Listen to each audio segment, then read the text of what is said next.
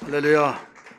우리 어려운 시기 가운데서도 우리 헌신 예배를 드릴 수 있다고 하는 사실에 감사를 드리며 동참하는 우리 제1남전도회 우리 회원 모든 집사님, 권사님, 장로님 다 나가서 우리 같이 예배 드리신 우리 성도들에게 주의 이름으로 축복합니다. 오늘 두 군데 말씀을 읽었습니다. 두 군데 말씀 누가복음 10장 1절부터 3절까지 읽었습니다만은 사실 그 3절까지가 거기서 끝나지 않고 이어진 내용은 20절까지 계속 이어집니다. 다 읽을 수는 없고 그 3절까지 읽고 그 다음에 6절이라는데 그 16절 거기 16절이에요.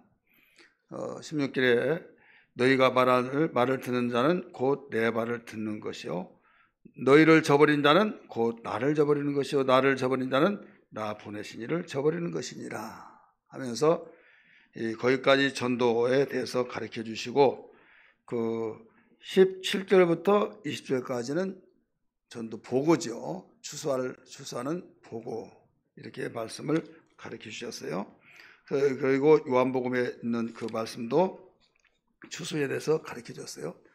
우리 신앙생활을 하면서 우리는 이 의미를 알고 또 예수 믿으면서 예수 믿는 목적이 뭐냐 이런 사실을 빨리 감을 잡고 지향을 해야 하는데 이 복음이 들어가기 전에 어느 민족이든지 미신적인 이런 신앙의 이 관념을 가지고 있습니다. 그것을 빨리 포기하고 내려놓고 새로운 복음을 바꾸던 그 내용을 갖다 심어야 하는데 그건 그대로 놔두고 갖다 심으니까 그것도 나고 이것도 나고 그것이 먼저 자라면 진짜 복음은 그 옛날 종교심이 살아나서 그것 때문에 진짜 자라나야 할 것은 자라지 못한 경우가 있어요. 그래서 구약성경에 보면 혼합해서 씨를 뿌리지 마라 이런 말이 나와요. 여러분 성경을 읽으시면서 느끼셨겠지만은 왜 혼합해서 뿌리지 말라고 했나? 하나만 뿌리라는 거죠. 그 짬뽕해 가지고 이렇게 뿌리면은 어느 것이 주된 곡식이냐는 거죠. 그래서 그 세상에 이미 뿌려졌던 미신, 종교심 그 내용이 있어요. 우리나라는 이 미신의 종주국이 어디냐면 그 몽골입니다. 몽골에서부터 퍼져나갔어요. 그래서 이 거슬러 역학적으로 올라가면 몽골에서 나오는데 거기에 세계에서 가장 큰 이 미신의 재단이 거기에 있는데 거기에서 모든 세계로 퍼져나가면서 사단 역사가 강력하게 총본부와 같은 이제 역할을 하면서 이루어지고 있습니다. 그런 가운데 어느 날 우리 한국에도 들어와서 모든 미신을 섬긴데 미신과 종교성하고는 좀 달라요. 불교 이런 데하고는 이 미신은 신은 인정해요. 신은 인정한데 거기에 교리가 없어요. 교리가 없고 이 정성을 들여서 지성이면 감찬이라. 그래서 신의 마음을 움직여서 감동을 주어서 우리에게 복을 달라는 거죠. 이게 미신성기는 핵심이에요. 그런데 이 일반 종교는 교리를 만들어요. 우리가 믿는 신은 이것이다 해서 자기들이 교리를 만들어서 체계화를 시켜요. 원래 불교는 종교가 아닙니다. 동양의 최고의 철학이에요. 그래 철학은 받아들일 수 있고 안 받아들일 수 있고 철학자들의 말에 권위가 있을 때는 받아들이지만은 개성이 강할 때는 무시해버리는 거죠.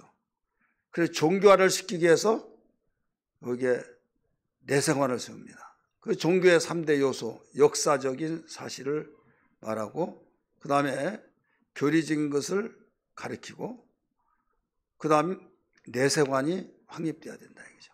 내세관. 그 내세가 없는데 무슨 종교냐 하다 보니까 할 말이 없는 거예요. 그래서 내세관을 후에 이제 만듭니다. 만들다 보니까 완전하지를 못해요.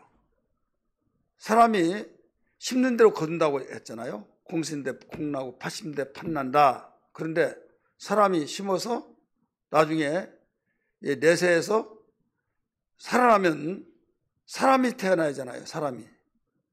근데 이 띠가 있잖아요. 12가지. 그게 유네슬로 해가지고 뭐 개로 태어나고 뭐 개로 태어났다. 아버지가 개로 환생되었다. 그러면서 그 개가 아버지의 그 모든 것들을 하는 거 보면 아버지 똑같다. 그러면 우리 아버지다. 이렇게 말한 거죠. 참 웃기잖아요. 남의 종교를 비판하고 하려는 것이 아니라 사실을 말씀한 거예요. 사실을 정확하게 그 모든 것을 밝히는 거죠. 그러니까 사람이 내세관을 모르는데 내세를 우리도 종교를 이루기 위해서 내세관을 만들다 보니까 앞뒤가 맞지 않는 거예요. 퍼즐이 맞지 않는다 이거죠. 그러다 보니까 거기에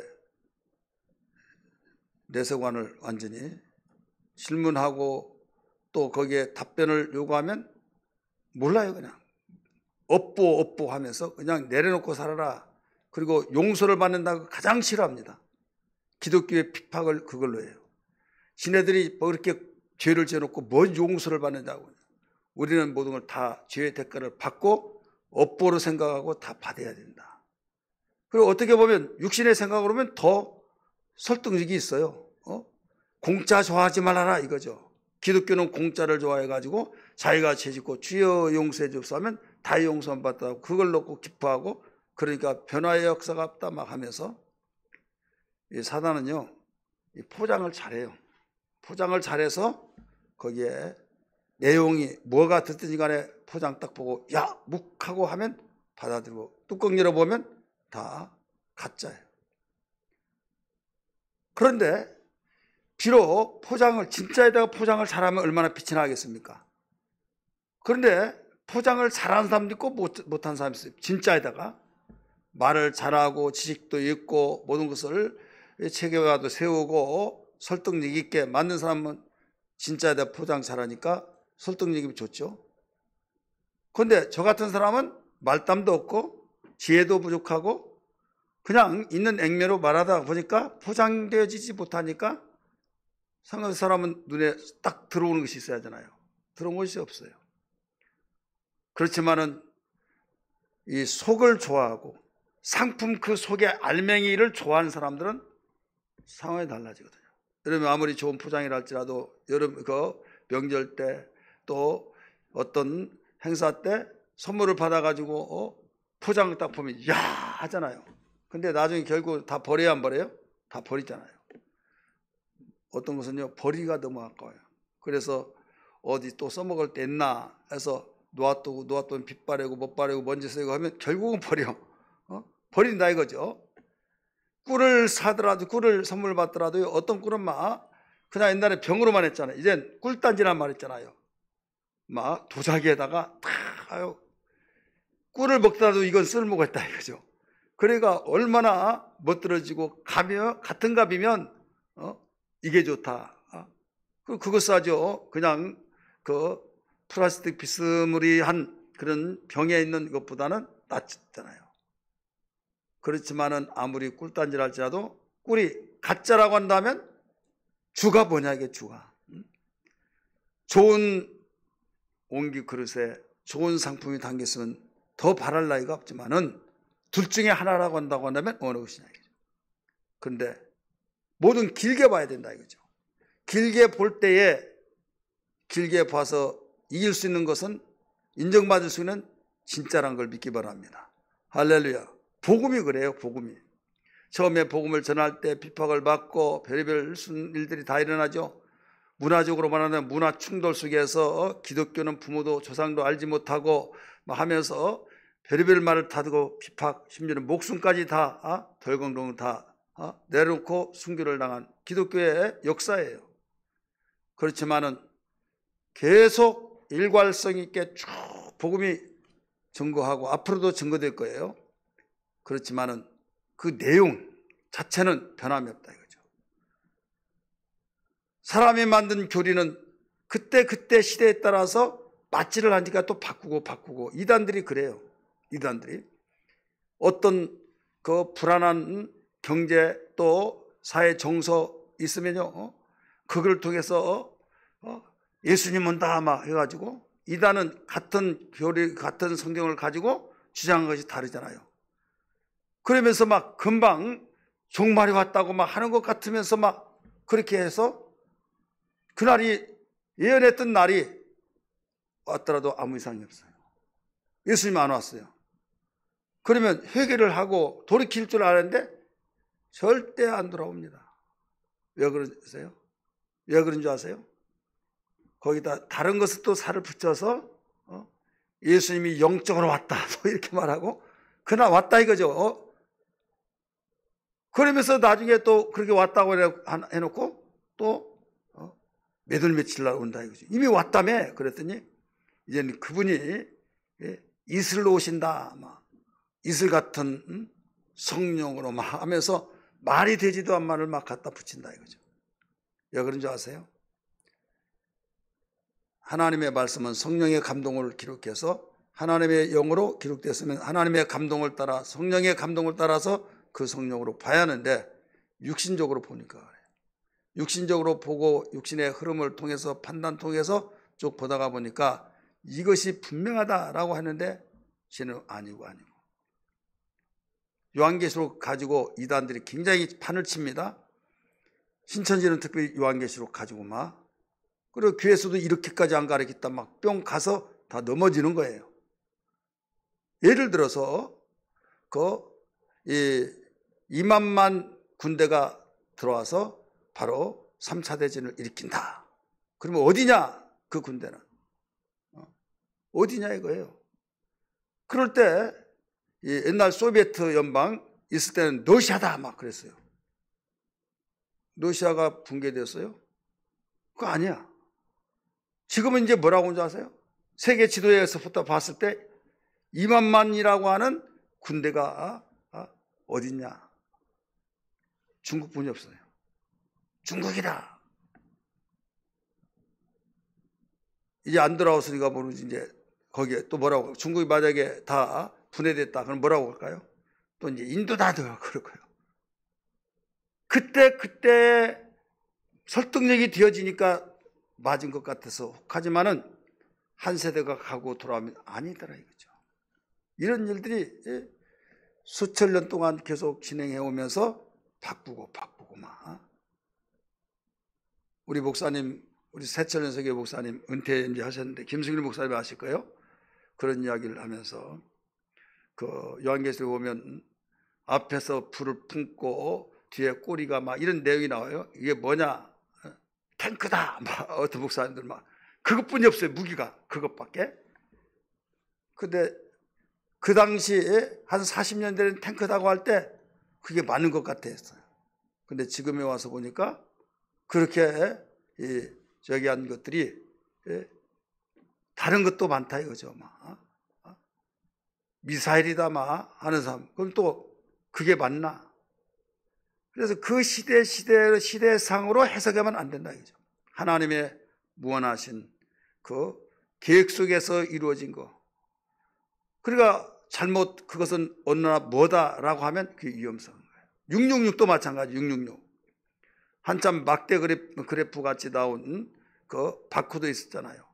그게 막 666이라고 절대 받지 말라고 막 그래가지고 얼마나 그래서 매일이고 뭐고 막 도배를 하면서 계속 옵니다.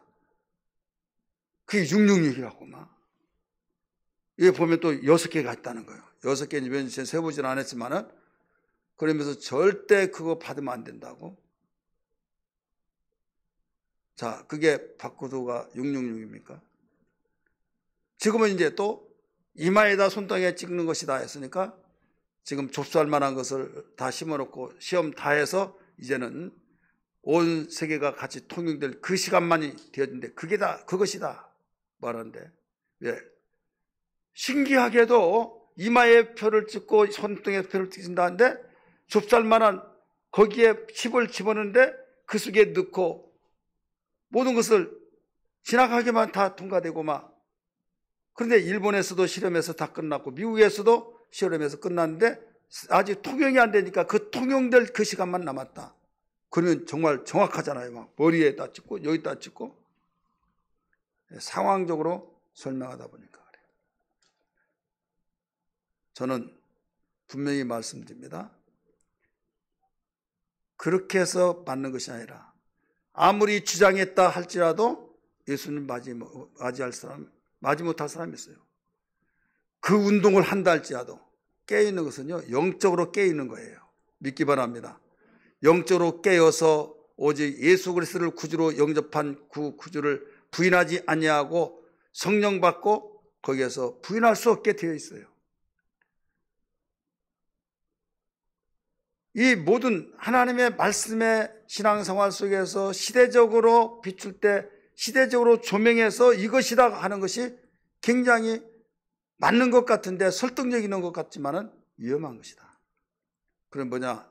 하나님의 그 원천적이고 하나님의 이 모든 포괄적인 하나님의 계획 속에서 주시는 그 하나님의 계시. 그 계시란 말은 보자기를 벗기다는 말이에요. 그래서 성경이 계시인데 이미 보자기로 쌓아서 보이지 않는 사람이 있어요. 마음의 머리에 보자기로서 자기 주관, 자기 철학, 이 시대의 모든 관점 그걸로 보자기를 다 써놨어요.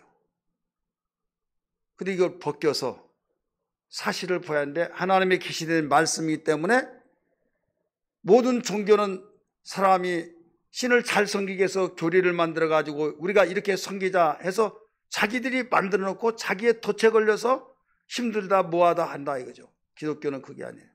하나님이 우리에게 계시를 주셨어요. 독생자를 주셨다고 그랬잖아요.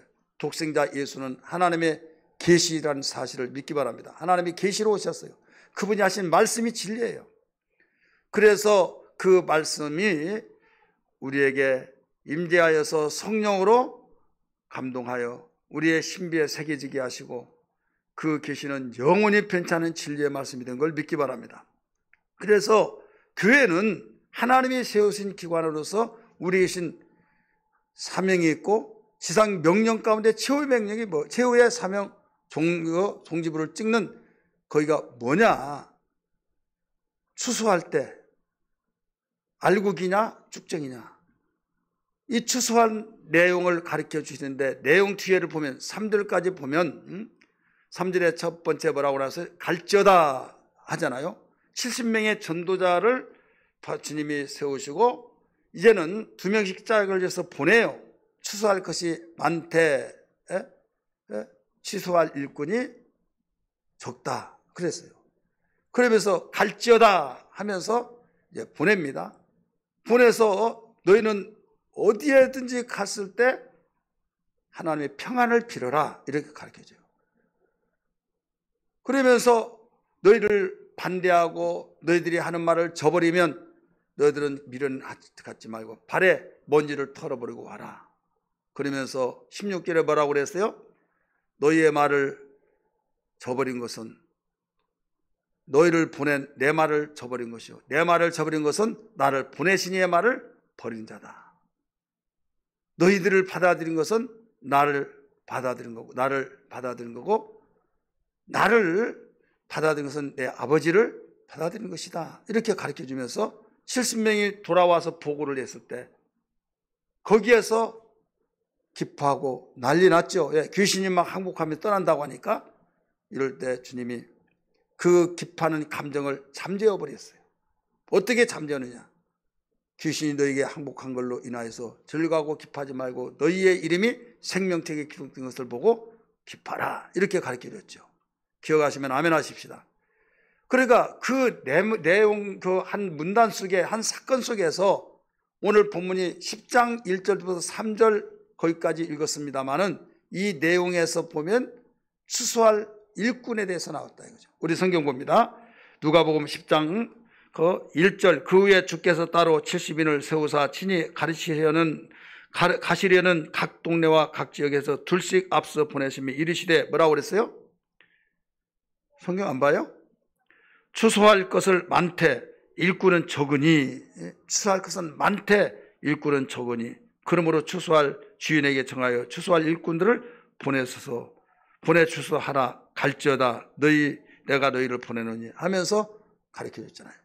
쭉 이어나올 때 이게 추수한다고 하는 것이, 농사짓는 지금 추수를 가르치고 있는데, 그것이 주님이 보는 추수는 뭐냐? 사람의 영혼을 추수한다 이 말이에요. 따라서 영혼을 추수한다. 사람들에게 알아듣기 쉽게 추수라고 하는 농경사에는요, 모든 세계가 농경사를 시작했고, 농경사에는 아무리 과학이 발달된다 할지라도 농경사에는 없어지지 않습니다. 농경사에서 도시 문명으로 바뀌어지고, 그래서 좀 지역이 좁아지고 그건 있지만은 지구촌에 어디든지 농경사에는 지속이 돼요. 왜? 과학이 아무리 발달됐다 할지라도 쌀 한 주먹을 만들 수 있습니까? 만들 수가 없는 거예요. 흙 한 주먹을 만들 수 있습니까? 만들 수 없는 거예요. 우리가 먹고 사는 육체로, 육체 식물은 우리가 육체가 흙에서 나왔기 때문에 식물을 먹고 살잖아요. 근데 과학이 발달됐다 해서 우리가 먹을 육체의 양식을 만들 수 있냐? 이거 만들 수 없는 거예요. 어느 민족이든지 농경사회가 있어서 거기에 많이 지면 서로 물물 교환하든지 서로 주고받고 해서 다 그걸 먹고 살게 된 거예요.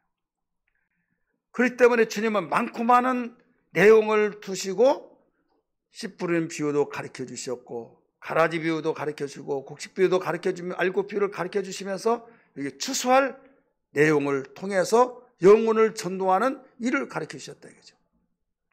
그렇기 때문에 교회는 해야 할 일이 뭐냐? 교회가 해야 할 일은 씨를 뿌리고 가꾸고, 그 다음에 이제는 잘 자라면 때가 되면 추수 때가 온다 이거죠. 누렇게 익는 추수 때. 그러면 이제는 거둘 때가 온다 이거죠. 거둬서 창고에다 아주 쌓아놓는다 이거죠. 그리고 이제 누린다 이거죠. 그것을 농부가 농사짓는 모든 것들을 쭉 시나리오 같이 파노라마 같이 이야기를 하시면서 바로 천국에 관한 것을 이야기한 거죠. 모든 세상을 들판으로 보는 거예요. 주님은 거기에서 복음을, 씨를 뿌릴 때 주님의 말씀이 복음이 그걸 씨를 뿌려서 전도하고, 그래서 가꾸고, 이것은 돌보고 관심 갖고 기도해주고 또 가르치고, 그러면 자라잖아요. 자라서 나중에는 성숙하게 자라면서 이제 주님 오실 때가 되어질 때 알곡과 쭉정이로 갈라놓는 추수 때가 온다 이거죠. 추수 때가 되면서 추수를 하려고 하는데 이미 무르무르 익어서 추수꾼을 기다리고 있는데 추수가 할 일꾼이 부족하다. 그러니까 청하라는 거죠. 추수할 것이 많되 추수할 일꾼이 적다고 하면서 보내달라고 말하라 하면서 여기에 전도의 사건을 쭉 나오는 거. 그래서 이 추수할 일꾼은 영혼을 구원할 일꾼을 말하고 있는 겁니다. 이해되시기를 바랍니다. 그러니까 이것이 교회의 사명이요, 우리 먼저 믿는 사람들의 사명이요. 그런데 우리는 오늘날 신앙생활을 하면서 이방의 종교가 어떤 걸 추구해요? 미래도 없어요. 오직 미래가 없고 그냥 유네스를, 불교에서 떠돌아든 유네스를 가지고 거기가 막 여기서 막 하면 좋은 것을 다 받아들여서 짬뽕이 되어버린 겁니다. 짬뽕이 되니까 이것도 아니고 저것도 아니고 일괄성도 없고 그냥 자기 마음에 맞는 거 이것이다 하면 그걸로 가지고 주장해 나가고, 내 생각하고 틀리면 다 반박하고 다 틀렸다고 말하고, 그래서 내 백성이 지식이 없으므로 망한다라고 말씀하고 있잖아요. 예수님은, 우리 주님은 이 세상을 만드시고 또 역사를 주관하시고 더 나아가서 이 세상에 죄인 되었던 영혼들을 구원시켜서 추수할 때가 있다는 걸 믿기 바랍니다. 추수는 농사짓는 농부로서 맨 마지막 단계입니다. 맨 마지막 단계로서 이 땅에 우리는 세상에서 태어나서 자라서 생활하면서 언젠가는 심판할 때가 있다 이거. 심판할 때, 추수할 때가 있다 이거죠. 농사짓는 농부가 추수할 때 알곡 거두었을 때, 다른 때보다 많이 거둘 때 기뻐하지만은 알곡을 거두지 못하면 참으로 통분이 여길 수밖에 없듯이 하나님은 농부로서 비유를 가르쳐 줬어요. 내 아버지는 그의 농부라. 일꾼들을 통해서 일을 하게 하셔서 모두 알곡되어지기를 바라고 있는데 이제 추수꾼이 되어 추수를 하려는데 일꾼이 적을 때 보내달라고 하면서까지 모든 것을 추수하라 가르쳐 줬다 이거죠. 그러니까 우리는 예수 믿는 사람이나 교회의 모든 목적을 각 교회마다 교회 사명이 뭐냐? 사명은 다른 것이 아니라 영혼을 구원하는 일에 있어서 지금 단계가 어느 단계냐? 씨 뿌리는 단계다. 우리는 한 철만 딱 44철 땅에서 한 번만 농사 짓잖아요. 근데 2모작 3모작 한 데는 여기는 심고 여기는 누렇고 여기는 또 다시 또 심고 막 동남아 그렇잖아요.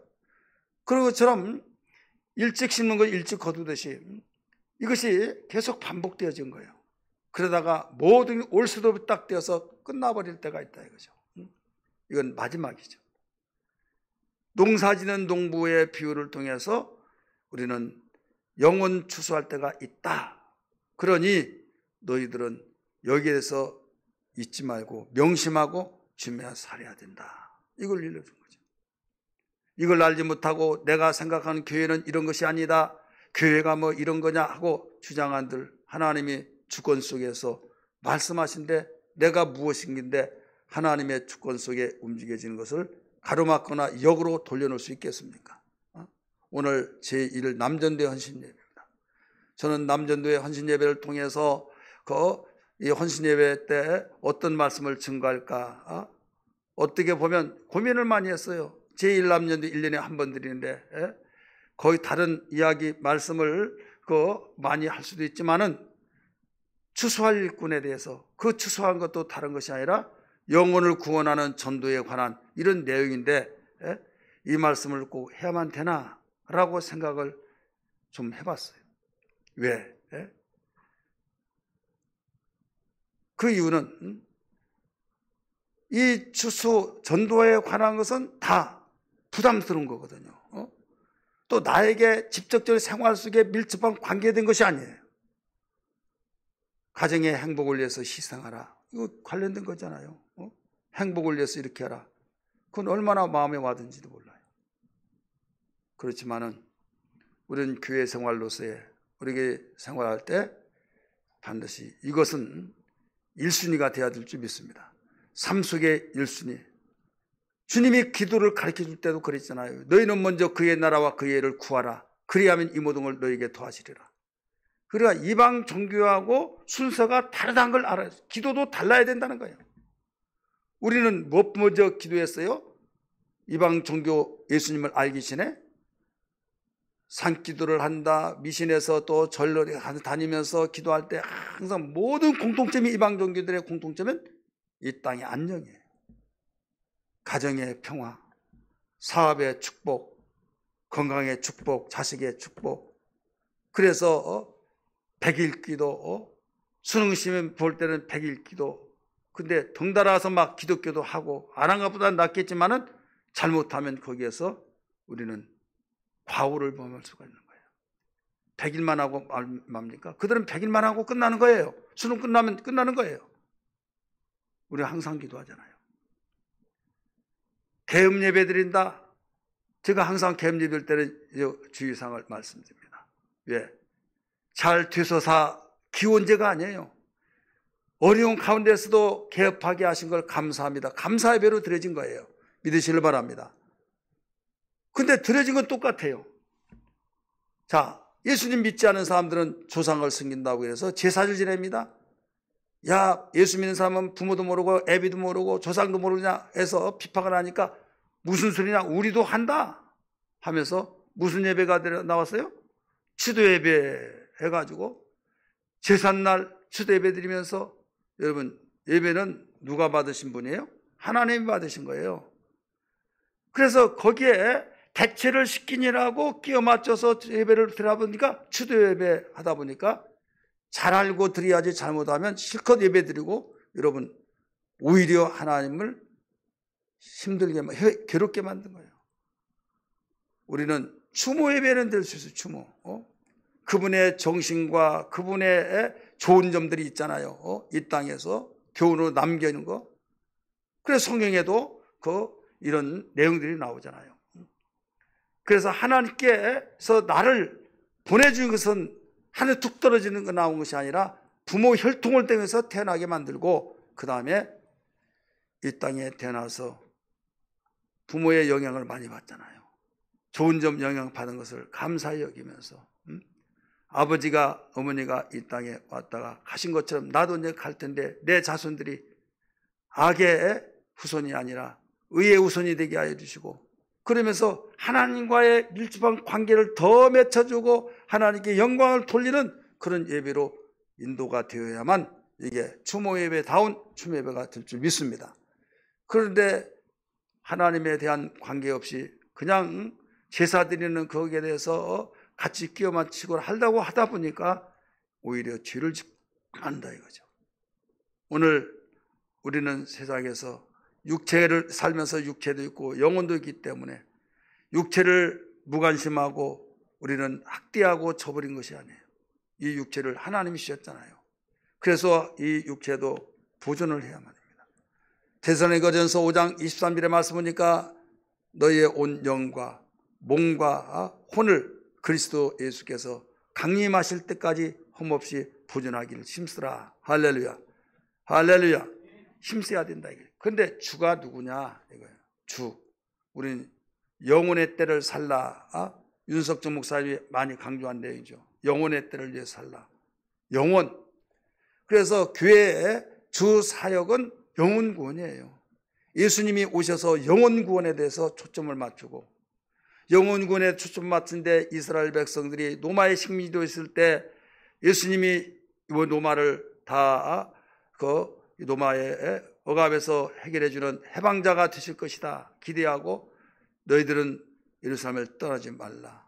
몇 날이 못 되어서 성령으로 침례를 받을 것이다 하니까 그런 관심에서 그 말을 하니까 자기들의 입장에서 해석을 해버렸어요. 선생님, 이스라엘 나라가 회복하시면 이때입니까? 말하니까 예수님이 뭐라고 그랬어요? 거기에 대한 것은 아버지께서 자기의 권한을 두셨으니 너희가 참견할 일이 아니다. 오직 성령이 임하시면 권능을 받고 예루살렘과 유대와 사마리아 땅 끝까지 내 증인 되라 하시고 하늘로 올라갔잖아요. 그러니까 예수님은 그들의 기대에 부응을 하지 않냐고 아버지의 보내신 뜻을 따라서 십자가에 죽으시고 부활하시고 하늘로 올라가셨다 이거죠.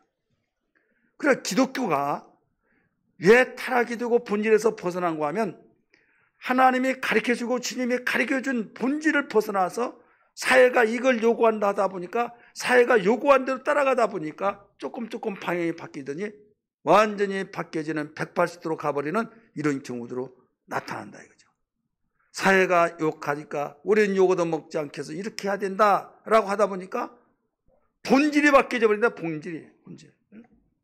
만약에 예수님이 당시에 정서상 사회에서 요구했던 것은 우리의 왕이 되어주세요. 로마는 우리가 이겨낼 수 없는데 예수님이 오셔서 우리가 그렇게 기다렸던 메시아 왕국을 이루는 왕이 되어주세요. 그들이 그게 바람이었어요. 그래서 메시아를 기다렸어요. 그런데 그분이 너희가 알 바가 아니라 아버지의 고난에 두었다 하면서 성령이 마시면 하면서 성령 받고 내 땅과 내 증인들아 하늘 올라갔다니까요. 자, 그들의 기대치에 미쳤어요, 못 미쳤어요?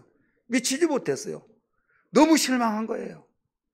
너무 실망해서 베드로 같은 사람도 또 제자들이 다 도망간 거예요. 여러분, 그냥 도망갔다는 것이 아니에요.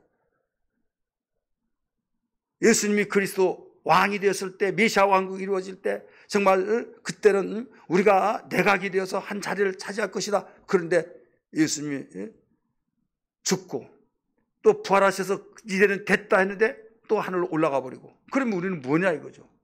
뭐냐.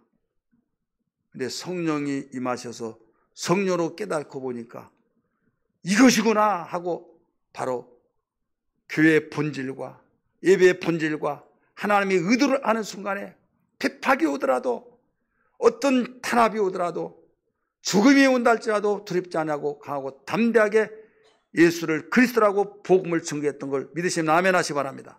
그러나 기독교의 본질은 바로 그렇다 이거죠. 그러면 기독교의 본질, 교회의 본질, 교회의 한 회원인 내 자신이고 또 우리 기관이요, 우리 개개인이다 이거죠. 그럴 때 진정한 우리의 헌신이란 건 뭐냐? 주님의 본질에서 이탈되지 아니하고 본질이 퇴색하지 아니하고 우리가 언젠가는 이 세상을 떠나게 될 텐데 이 땅에서 떠난 그건 나는 알 바가 아니고 그건 우리는 신앙이 없는 거예요. 우리는 언젠가는 떠나는데 영원한 나라가 있는데 그래서 하나님의 나라의 소망을 가지면서 나에게 남는 것은 영혼을 구원하여서 추수꾼으로서 내가 얼마만큼 추수꾼의 사명을 다했느냐. 이것을 위해서 기도하라는 거죠. 사랑하는 우리 남전도 이 자리에 또 참석하는 성도들이요. 사실 이런 내용들을 헌신 예배에서까지 들어야 하느냐라고 생각할 수도 있겠습니다만은 우리는 내일 일을 모릅니다. 내일 일을 아무도 몰라요. 내 의지대로 할 수 없는 것들이 있어요. 가장 큰 문제가 있어요. 가장 큰 문제는 뭐냐? 우리는 이런 크고 작은 문제들이 다 일어나지만은 그 일어난 문제들이 가장 큰 문제는 내가 할 수 있는 것은 큰 문제가 아니에요. 개개인마다 이 문제는 엄청나게 크고 그런데 내가 할 수 있으면 큰 문제 아니다니까요. 아무리 적은 일이 하더라도 내가 하지 못하면 이게 큰 문제예요. 그런데 보편적으로 가장 큰 문제는 죄와 죽음의 문제입니다. 따라서 하세요. 죄와 죽음의 문제다. 모든 사람이 다 죽잖아요. 썩어질 육체도 죽는다고 하고 3개월뿐 못 산다고 하면 통곡을 하고 만나는 정말 왜 내가 이해라 저래야 하나 별의별 생각 속에 잠을 못 이루잖아요. 예수 믿으면 나를 믿는 죽어도 살겠고 그 말씀이 있더라도 썩어질 육체가 얼마나 가치가 강했으면 그런 소망도 없고 그냥 내가 예수 믿고 살던 것이 뭐가 있나 막 뿌리채 흔들려 버린다 이거죠. 예수님이 말씀하셨어요. 나는 부활이요 생명이니 나를 믿는 자는 죽어도 살겠고 무릇 살아서 믿는 자는 영원히 죽지 아니하리라. 그 뒤에 굉장히 중요한 내용이 나와요. 이것을 네가 믿느냐? 이걸 물어보셔 봐요. 한번 따라서 합시다. 이것을 네가 믿느냐? 부활에 대한 생명을 믿는다고 한다면 어려운 환경 속에 있는 것은 내가 너에게 지혜를 구하고 내가 너에게 지혜를 주고 네가 못한 거 내게 구하고 해서 다 해결받으라 이거죠. 죄와 죽음은 해결할 수 없다 어떤 누구든지. 그러나 생명된 나는 해결할 수 있었다. 그래서 죽었다가 살아나시잖아요. 그래서 권력의 왕이라 할지라도 부와 영화를 누렸던 사람들이라 할지라도 어떤 재능과 유능한 대단한 사람들일지라도 다 죽고 다 죽음 앞에는 무릎 꿇고 해결할 길이 없어서 죽잖아요. 죄와 죽음은요 같은 옥과 붕과 똑같은 거예요. 이럴 때 예수 믿는 것은 그 문제를 해결했으니 얼마나 감사해요. 거기서만 끝나더라도 좋은데 이제는 우리에게 더 많은 하나님이 그들이 해결하지 못한 그들에게 해결할 수 있는 일꾼으로 삼아주시고 어떤 이는 씨를 뿌리고 어떤 이는 가꾸고 어떤 이는 이제 바로 열심히 모든 것들을 일꾼으로서 해야 할 일을 해줄 때 충성하고 일하는데 나중에 추수할 무렵에 추수할 일꾼으로 우리를 불러주셨다 이거죠. 이런 말씀을 드리면 너무 이상주의다라고 생각할 수가 있어요. 이상주의다. 나하고 현실하고 멀다. 그러나 우리는 하나님 말씀이 이상주의가 아니라 실제인데 미래의 것을 먼저 바란 거예요. 미래의 것을. 근데 미래의 것이 내일일지 모레일지 아무도 몰라요. 1년일지 2년일지 아무도 몰라요. 그럼 분명히 그 시대가 온다 이거죠. 믿으시길 바랍니다. 분명히. 그래서 그 시대가 오기 전에 일꾼으로서 사명을 다하는 이 신앙이 되어야 된다. 교회의 사명이요, 우리 기관의 사명이요, 개개인의 사명이요. 그래서 넉 달이 되면 추수할 때가 되지 않느냐. 요한복음 4장 35절부터 가르쳐 주시고 있죠. 그러면서 추수할 때가 온다. 할 일이 많고 바쁘고 있지만은, 살아가기 힘들 이 시대지만은 뭐가 1순위가 되어야 한 것을 기억하면서 우리 영혼의 때를 위해서 살아가야 될 줄 믿습니다. 영혼을 위해서 영혼의 때를 살다 보면 이 육신 가지는 현실의 사회생활은요, 이건 아무것도 아니에요. 도피하는 것이 아니라 그 때를 위해서 살면은 이건 내가 움직이면 그림자 따라 다니듯이 이건 얼마든지 풀어가고 들어가고 열어갈 수 있는 거예요. 근데 많은 사람이 거꾸로 생각해요. 영혼의 때 추상적으로 바라고 그때만 미쳐가지고 현실은 도외시하고 무시하고 가정도 돌보지 않고 막 이렇게 생각하니까 다 그런 걸로 생각했어요. 그게 아니라 내가 움직이면 옷은 다니잖아요. 그냥 따라다니잖아요. 영혼의 때를 살면요, 이 세상에서 맡겨진 사명을 다 감당할 수 있잖아요. 아내의 사명을, 남편의 사명을, 직장에서 해야 할 일들. 왜? 그런 공동체를 저버리고 우리가 영혼을 추수할 수가 없잖아요. 하늘에서 우리가 추수합니까? 아니잖아요. 영혼을 가진 사람, 잊어버린 사람들이에요. 사람들을 추수할 수 있는 그것은, 돌볼 수 있는 것은 우리가 사람이기 때문에 사람을 상대하는데 우리가 상대를 저버리고 일할 수는 없잖아요. 그러기 위해서는 우리는 지혜 있는 자고 예수님을 믿지 않는 사람은 현실만 보고 지혜가 부족한 자고, 그렇기 때문에 우리가 지혜 있는 사람으로서 먼저 접근하고 가까이 하면서 어떻게 해서라도 복음으로 그들의 심어서 가꾸어서 추수할 때까지 우리는 알곡 띄어주기 위해서 힘써야 할 것, 이게 헌신인데 이 헌신의 결과는 가장 아름다운 걸로 갚아줄 줄 믿습니다. 이 땅에서 정말 그 모습을 볼 때 하나님이 얼마나 기뻐하실까요? 그러니까 이 현실에서 범사의 것, 내가 미처 집중적으로 구하지 못한 것을 내가 다 한다, 밀어주신 거예요. 이게 축복의 원리입니다. 우리 남전도 회원 여러분들과 우리 이 자리에 참석하신 분, 더 나아가서 비대면에서 되어진 모든 성도들이 냉정하게 판단해서 우리 복음의 진수를 알고 원리를 알고 우선순위 바뀌지 마시고 우리 진솔하게 신앙생활 하기를 주의 이름으로 축복합니다. 한 사람도 후회한 일이 없도록, 내가 이렇게 살았더니 내 영혼은 영대로 충만하고 살고 하나님은 깊이에서 밀어주고 보호하시고 돌보셔서 나를 사망의 엄청한 골짜기에서도 해를 받지 않냐고 나를 세워주시고, 다른 사람은 다 몸부림치더라도 될 것 잡힐 것 안 잡힌다. 그림자를 잡으려고 몸부림치고 잡았다면 빠져나가고 잡았다면 빠져나가고 이루었다는데 나중에 또 무너지고 이루었던 무너지고, 이게 바로 세상의 살이에요. 실체를 알아야 됩니다. 복의 실체, 또 복을 주신 분의 실체, 이 원리가 우리에게 정립이 되지 않으면 항상 갈등이 일어나요. 항상 흔들리고 항상 내가 보는 기독교는 이것이 아니다. 여러분, 내가 보는 기독교가 아니라 주님이 보시는 기독교예요. 그래서 나라고 하는 신앙생활 할 때 고백이 나를 내려놓고 나는 이미 죽었다 이거죠. 죽은 자가 무엇을 합니까? 그럴 때 생명의 주를 모실 때 이제는 내가 주인이 아니라 주님이 주인이십니다. 그러면 주님의 눈으로 보고 주님이 바라보시고 원하신 것대로 살아가는 것이 그리스도인이라는 걸 믿기 바랍니다. 그럴 때 생각이 바뀌고 우리의 가치관이 바뀌고 우리의 모든 생활이 바뀌어서 하나님이 원하신 뜻대로 살기 때문에 망할래 망할 수가 없어요. 불행할래 불행할 수 없고 행복할 수밖에 없고, 가지고 있는 것이 좀 부족하더라도 좀 쓰기에 불편하고 어려움이 좀 있어서 그렇지 감사가 되어지고 행복자가 되어진 걸 믿기 바랍니다. 오늘 헌신예배 설교치고 참 잘하죠.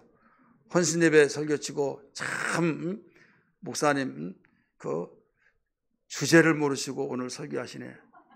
이렇게 생각한 것을 미리 여러분 저는 알고 있어요. 하지만은 오늘 더 이런 자리에서 진지하게 좀 우리 좀 알고, 왜 가장으로서 정말 내가 변화야 우리 가정이 온 식구가 함께 변해서 그리스도의 마음으로 중심이 하나가 되면 세상 어떤 것이 흔들어서 가정이 붕괴될 이 사회생활 속에서 흔들지 않고 견고하게 세워져서 천사도 흠모하고 주변의 사람들이 흠모하고 하나님의 모든 사람들이 박수 쳐주고 또 세상이 바로 야 성견지명이 있다 하면서 견고하게 세워져 나간 것을 믿으시길 바랍니다.